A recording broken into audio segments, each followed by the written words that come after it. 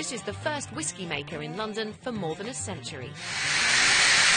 Co-founded by Darren Rook, the London Distillery Company is part of a wider trend towards craft brewing in the UK.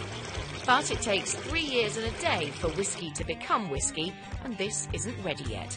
So in the meantime, the money comes from another spirit with more obvious London connections. We started to do a gin, it's sort of the super premium end, launched with Fortnum & Masons.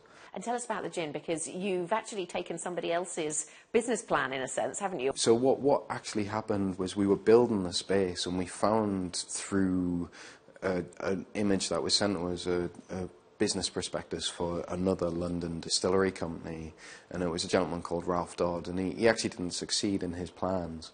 But when we dug into who he was, and he's responsible for Vauxhall Bridge and a lot of other projects around London, we felt he needed a tribute. And you named your gin after him? Yeah, well he deserved it.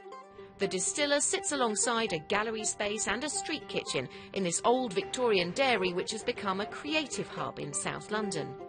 As a start-up, it was financed by a wide range of sources, from high-net-worth individuals to crowdfunding. So what did it take to stand out in a crowded crowdfunding space? Originally, with those crowdfunding platforms, a lot of people weren't doing due diligence on the valuation models, and we were being very conservative, let's say, and trying to give a good amount of equity for investment, and I think that's what was attractive to the people who came to us. The company cares about its ingredients, from traceable, organic Bulgarian juniper to historic barley varieties from the southwest of England.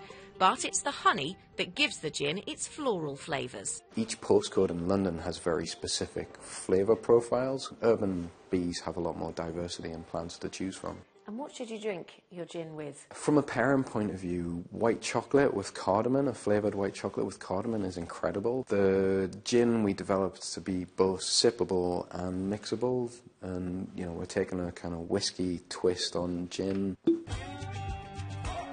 It is at 50%, so don't be surprised. 50%? Yeah. The 50% alcohol content of Dodd's gin is not for the faint-hearted.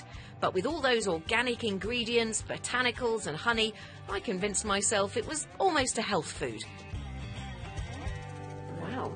It's really That's much easier to drink than I thought it was going to be. Yeah.